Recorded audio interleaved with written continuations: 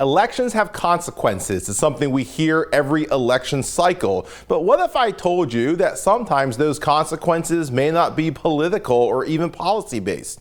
It's the situation when we elect our judges, and there's a persistent question of how do we as a voting public judge judges? How do they campaign? What kind of questions should we be asking in the judicial election? And are they different from questions we would ask in any other election?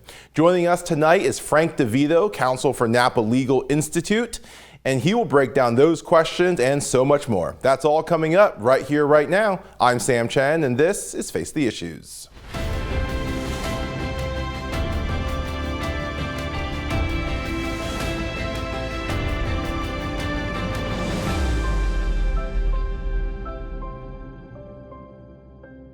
Good evening and welcome to Face the Issues. I'm Sam Chen. Judicial elections. In some states we have them, in some states we don't. But are they different from traditional elections? It's an interesting thing when judges run for office, but their rules are slightly different, and perhaps the questions we're asking about them should also be different. So how do we evaluate judges, or how do we, so to speak, judge the judges? Frank DeVito is an attorney. He is also counsel with Napa Legal Institute. He joins us tonight to talk about these issues. Frank, welcome back to Face the Issues. Yeah, always a pleasure, Sam. Thanks for having me. It's good to have you here. Let's just jump into this. Yeah. For starters, there may be people who watch this and go, whoa, hold on, I saw that there was these hearings in the Senate about judges to the courts. What do we mean we elect judges? Where do we elect judges and where do we not? Yeah, this is one of the big problems of the federalization of news and what people pay attention to, right? Because when we're talking about Senate hearings and confirming judges, you're talking about federal judges. Mm-hmm. And because America's a federalist system, we have this two-tiered system where we have federal judges and federal law, and then we have state judges and state law. And so federal judges are appointed by the president, right, of the United States with the confirmation of the U.S. Senate. On the state level, it depends on the state, right? Each state's constitution and rules are going to be different. So some states mimic the federal system where the state governor will choose judge candidates and they'll be confirmed by the Senate of that state. And others, like Pennsylvania, have elections for judges. So we are in a state with elected judges, and maybe we'll get into a little bit of the pros and cons of that system. Absolutely. And to your point, dual constitutionalism, the idea that the federal government does not dictate to the states necessarily how they have to run their system. So some states, and you've lived in states that have appointed judges and in states that have elected judges. That's correct, and I do have some opinions on both systems as a consequence. Let's get into it. There are, to your point, there is a debate about whether we should appoint judges or whether we should elect judges. There are very distinguished judges, former judges, scholars, legal experts on both sides of this. Former Justice Sandra Day O'Connor wrote a piece about keeping justice off the ballot, as she says. And I think the primary argument is concern of corruption, concern of are you buying a judicial seat, and would that be worse than buying a congressional seat, so to speak? And then on the other end, there's an argument that says, well, they're not any more prone to being corrupt than should they be appointed by a president or governor who is elected by the same money and so forth. What do you make of these arguments? First, is this a legitimate debate to be having? Oh yeah, it's absolutely a legitimate debate to be having. And I'll say I understand both sides, and I'll get into the details of the pros and cons, but I think the issue is we don't have perfect people running our country. And so whether it's the voters or the governors that are nominating judges, we're never going to have a perfect system. And because of that, there's going to be pros and cons, and it's a hard question. So I would say this. In theory, I think the appointment of judges by a governor in the case of states and confirmation by the Senate, I think that's a good ideal. But the problem is the reality of what happens, when a governor who's a political actor. Yes, who runs for office, him or herself. Right. When he's the one or she's the one choosing judges, it's not a perfect system, right? You're a political science professor, so you're familiar with Plato's Republic. Yes, right? And I've been reading through it recently. And that book is concerned with how the just state is formed, and particularly how you form and select leadership, right? That's most of what Plato's talking about through the mouth of Socrates. And this is relevant because in that system, in that book, there's a ton of talk about what makes for the ideal guardian of the state. Correct. Right? What skills does he need? What formation does he need? How do we choose for those talents? if we had the most wise and virtuous and perfect people who were selecting our guardians, in this case our judges, then I think the governor appointee system is much better. The problem is on the ground it doesn't work like that for the reasons we just said. Governors are political actors, senates are political bodies, and like you said, I lived in Connecticut. I was born and raised in Connecticut, which is a state where the governor appoints judges.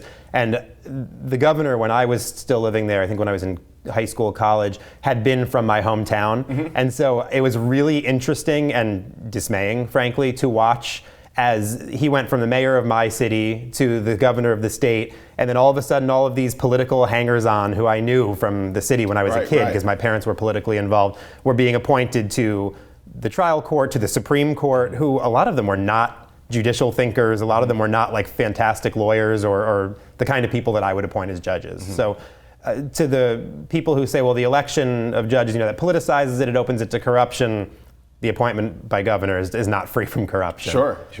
There's an argument too, I think, that says perhaps federally we should appoint judges, and when you talk about state or even further down, right? We have county judges, we have magistrates, that there is a certain election criteria. What's your take on separating that out? I mean, I think there's a concern even among people who support election of judges that a federal election of judges, in the sense of you have, like, if Supreme Court justices ran in the way the President of the United States ran, that this could be very bad for the judiciary.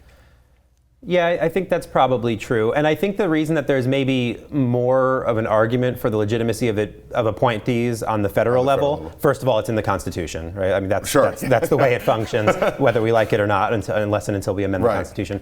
But beyond that, there's a lot more public scrutiny available when you're talking about the federal level, as we've seen through the highly politicized confirmations of the last few Supreme Court justices.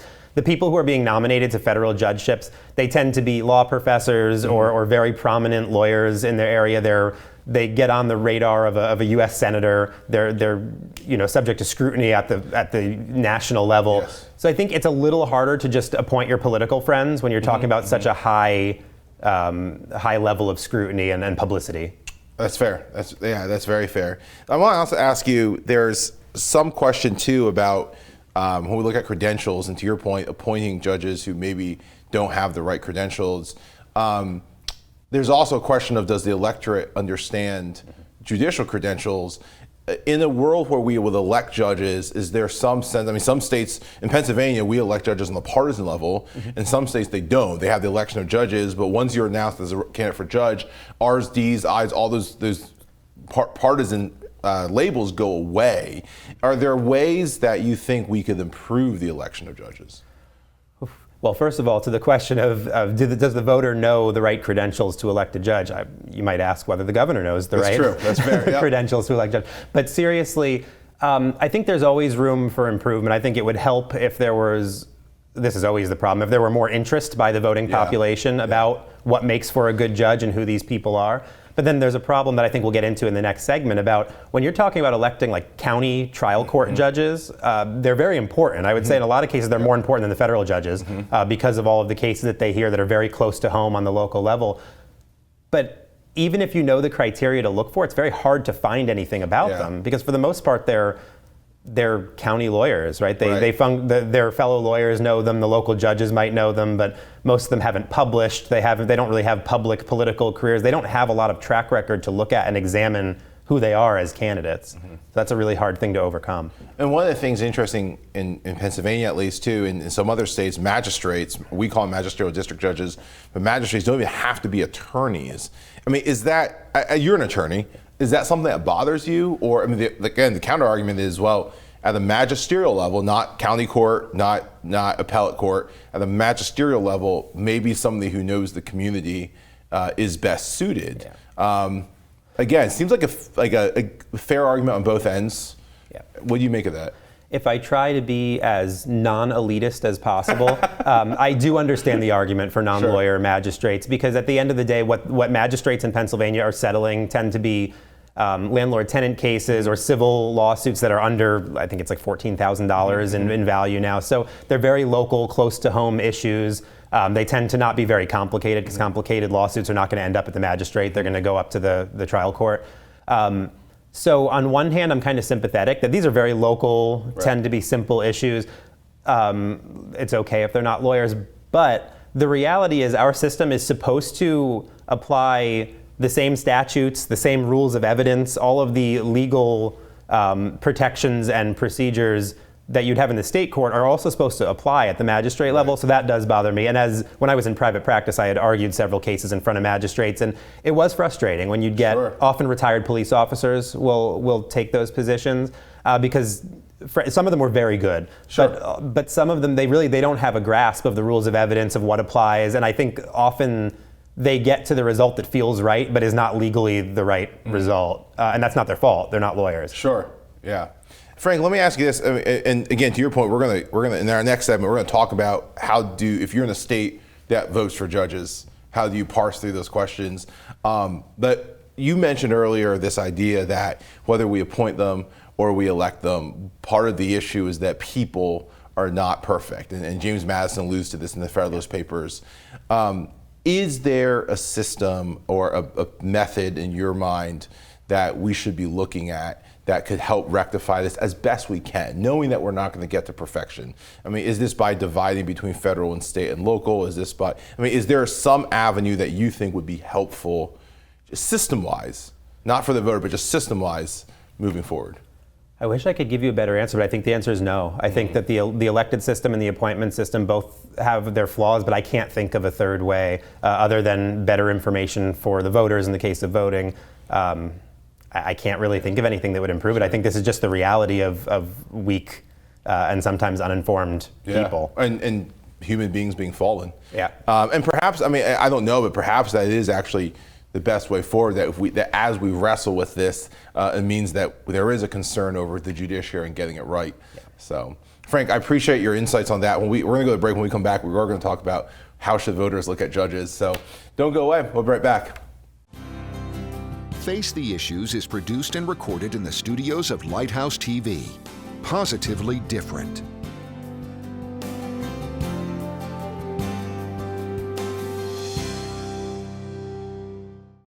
Watch Lighthouse TV wherever you go. Available on Roku, Amazon Fire TV, and Apple TV.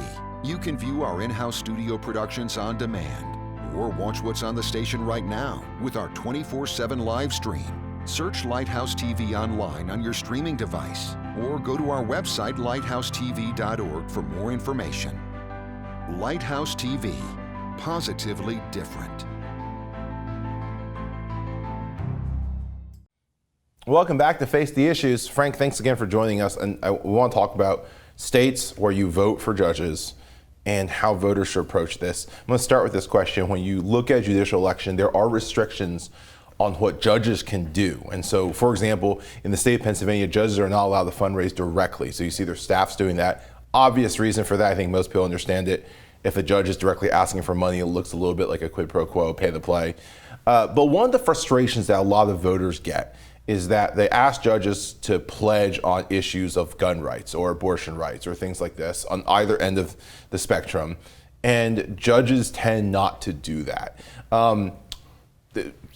Brings up a lot of frustration among voters. Walk us through why judges don't commit on policy issues and whether they should or not. Yeah, I think the reason for that is very similar to the reason that there's a rule in place they're not supposed to ask for money. There's a real appearance of either political interest or intrigue going on, and then they should avoid giving too specific of an opinion about something that can come before them, right? Mm-hmm. Because if you're running for judge and you say, yeah, any gun case, I'm going to do this, then to the person on the other end of a gun case, when you actually have a civil case or a criminal case that goes before that judge, there's a real appearance of corruption. And that's a basic tenet of constitutional government. It's not just corruption, but the appearance of corruption. It's really important to avoid, because when people lose trust in the system, that's a real problem. So I think if people have the sense that this judge is bought and paid for on this issue, that's really bad. So I think that's the biggest reason.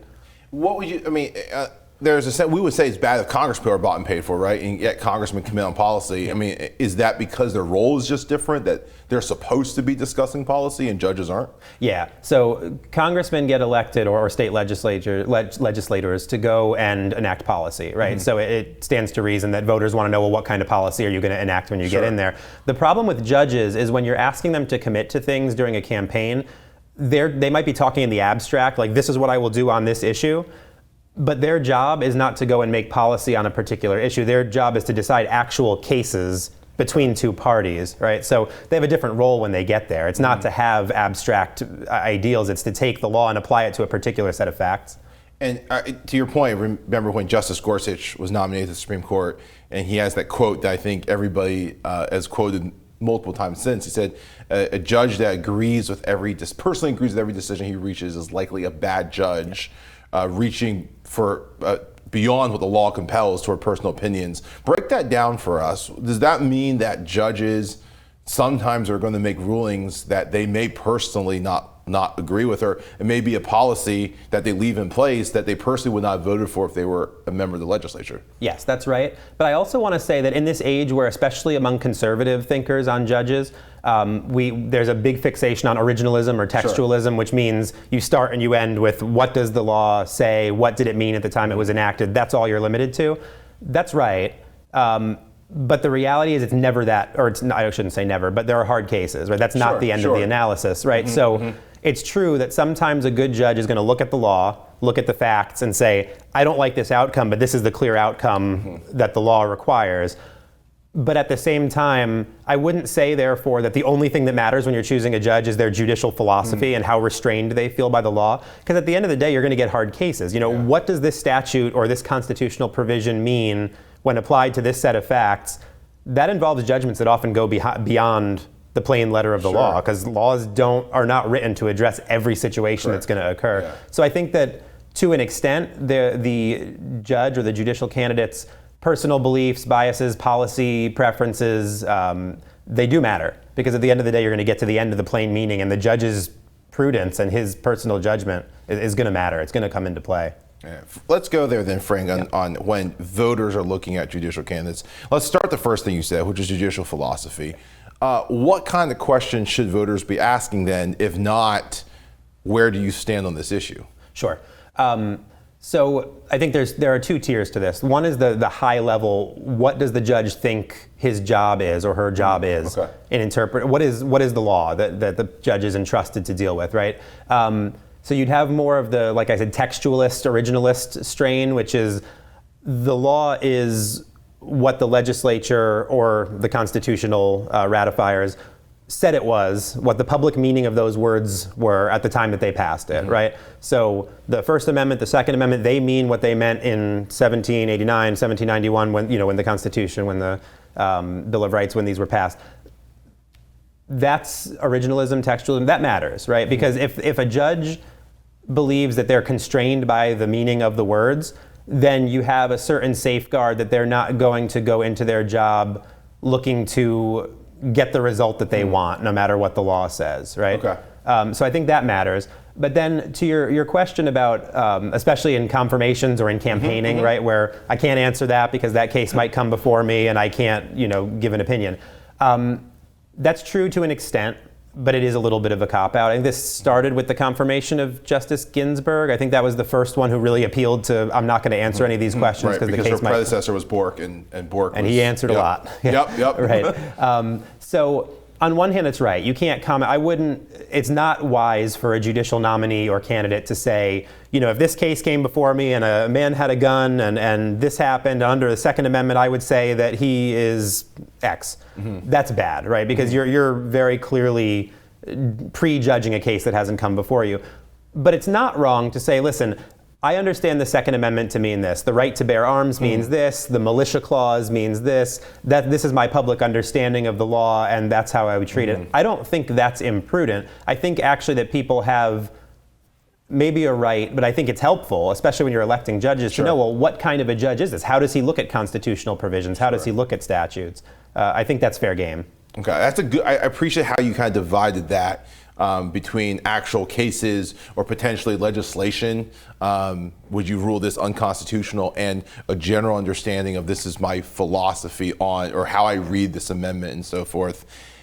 What other questions can we ask of judges? Or to your point, it's not always about judicial philosophy. Judges are biased. There's times their biases come in. I mean, one of the traditional questions you hear in the federal confirmation hearing is about religion and how religion affects a judge's, the way they might see the law.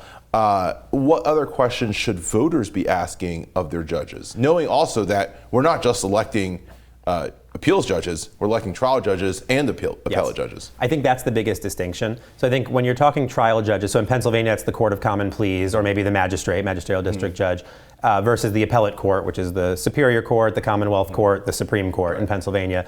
When you're talking about the trial court judges, first of all, they're dealing with a wide array of cases: civil lawsuits, criminal cases, divorce, child custody, things like that. It's a wide range. They're bound by precedent, right? So trial judges are pretty strictly bound by what the higher courts, the Supreme Court and the appellate courts, have said before. So I think at the trial court level, you're worried a little less, if I'm being honest, about their judicial philosophy, you know, what they think of the Constitution. And not that it doesn't matter, of course it does. It says the kind of legal thinker they are. But on the ground, they have a little less freedom to create precedent and to decide on these big constitutional issues. So I think, for one, honestly, you're looking at character, because that's about all you're going to get, right? You're not going to get a lot of scholarship, things they've written. They've never been judges before. You don't know how they decide on anything. So it's kind of hard to evaluate on the merits what they're going to do. Although I think some things are helpful, some policy things for a trial judge. For example, criminal dockets. That's a big part of what a trial judge does. So if you have a judge running for, or a lawyer running for judge who was a strict law and order prosecutor versus a, progressive criminal rights public defender, you may very well get different treatment of criminal defendants, of bail, things like that. So I think there are legitimate things you want to look into, policy or their track record as lawyers, that's going to affect that. Then I would say on the appellate level, then you are looking a little more seriously at what is their judicial philosophy. If they were a trial judge, you can look at some of their opinions, some of the things they maybe made the papers for. And at that point, appeals judges are actually making the precedent that's going to come down and affect trial courts. So what they think about how the Constitution ought to be interpreted, what they think about certain constitutional amendments, even certain rights, those things become much more important when you're dealing with appellate candidates. And then how much does past political involvement matter? I mean, this came up with Justice Kavanaugh. He had been in the Bush White House. There's several times he said that, well, I did that as a political counsel to the president. In Pennsylvania, there's a situation with one of the candidates. Megan Martin was parliamentarian in the Senate. A lot of conversation about some of her decisions. That certainly doesn't mean that they're going to rule that way as a judge, right? I think that's right. So how do we deal with, is that fair game? How do we deal with that part of a record? Yeah, I think it's a consideration, right? That somebody who's running as a Republican candidate, say for judge, but they've never had political involvement, you might look a little bit more to their work as a lawyer to determine what kind of judge they're going to be, versus if somebody was really involved in political operations or in political appointed positions, then you might want to look at that record. It might be revealing of their leanings and tendencies. I don't think it's disqualifying, but I definitely think it's something you'd want to look into. Last question before we cut the break. Frank, what would you tell people about why they need to vote in judicial elections? Yeah, I think the state judges matter a lot more than the big federal elections that people spend so much time following in a lot of ways. I mean, your trial judges, the people who are going to decide the criminal cases in your community, the lawsuits, the divorce and child custody cases, the child abuse cases. The appellate judges are going to decide the laws and the rights that apply to your state. I think it's really a mistake to downplay their importance. I think it's actually one of the most important positions that we fill when we vote in Pennsylvania. To your point, they're going to hear a lot more cases than the Supreme Court of the United States does. Yes. Frank, thank you. Don't go away. We'll be right back.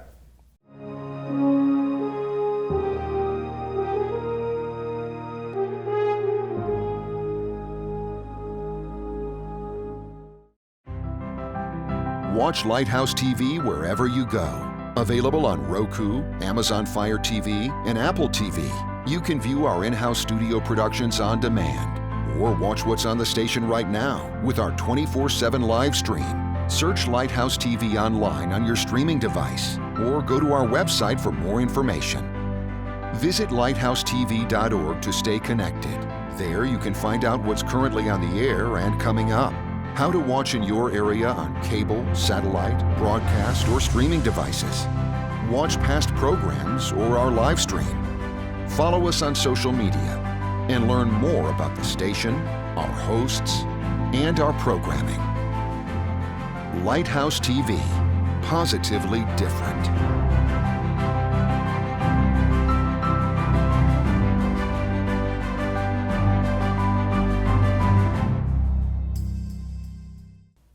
Welcome back to Face the Issues. Frank, thank you again for joining us. And I mean, judicial elections are so contentious in some ways and yet overlooked in some ways. And so I appreciate you helping us understand them. As you know, we close out every episode trying to get to know our guests a little bit better. Last time you joined us, you were not in the job that you're in now. And so you're currently counsel for a group called Napa Legal Institute. First, congratulations on the new job. Thank you. What is the Napa Legal Institute? What do you do for them? Thank you. Yeah, so it's an interesting corollary. Just like, we pay attention to the congressman and the president, but really think like state judges matter quite a lot to our day-to-day lives. In the religious liberty world, people look to the big stuff, right? The big Supreme Court cases and the First Amendment stuff and all this. But there are a lot of more mundane state law issues that affect religious liberty, and particularly the religious liberty of faith-based nonprofits. So think everything from Christian schools to pregnancy centers to churches and little public charities. Private charities. So what we do at Napa Legal is we help faith-based nonprofits on compliance matters. So it's all the boring areas of law, and then some of the not so boring ones. So whether it's complying with state non-discrimination laws for employment and public accommodation, whether it's charitable registrations and tax exemptions and corporate governance. So all the stuff that, for one, most people don't think about, and two, nonprofit leaders don't want to deal with, right? Because they have a mission, they have their religious mission that they want to accomplish, and they don't want to deal with mundane legal issues. Sure. The problem is that non-compliance can be such a headache on the tail end, right? You can lose your ability to function in a certain state, to solicit funds from donors in a certain state. You can lose grants. You can get yourself in so much trouble and sacrifice your ability to do your mission if you don't take care of the compliance things. So what we do at Napa Legal, we're a nonprofit, and we provide resources. We have a large all-access platform where we have master classes, templates, checklists, self-assessments, basically with the understanding that most small religious nonprofits are never going to actually pay a lawyer on a regular basis to help them be compliant. Yeah. So we have a big do-it-yourself database. We're growing, we're expanding quite a bit, and we offer that for a very small fee just to cover some of our costs, but it really helps nonprofits to be able to be compliant so they can focus more on their mission. And then we also have a program called the Good Counselor Project Fellowship for young lawyers of faith to be united in their faith and take more seriously intellectual and spiritual formation, public service to nonprofits. So we're doing quite a lot, but that's the bread and butter of what we do. And it seems like I understand people don't want to spend a lot of money on the compliance issues, but seems like you would spend a lot more if you had to go to court over it. Yeah, an ounce of prevention is worth a pound of cure, right? Yeah, you don't want to be at the Supreme Court because you messed up something that you could have avoided. Yeah, I guess that's true about law too. Yeah. So, well, Frank, congratulations on the new job. Thank you so much for joining us and for helping us understand the world of judges and judicial elections. I'm happy to be here. Thanks, Sam. My thanks to Frank DeVito for joining us tonight. And of course, my thanks to each of you for tuning in as well. We hope to see you again right back here next week. Until then, my name is Sam Chen. On behalf of all of us here at Face the Issues, thank you and good night.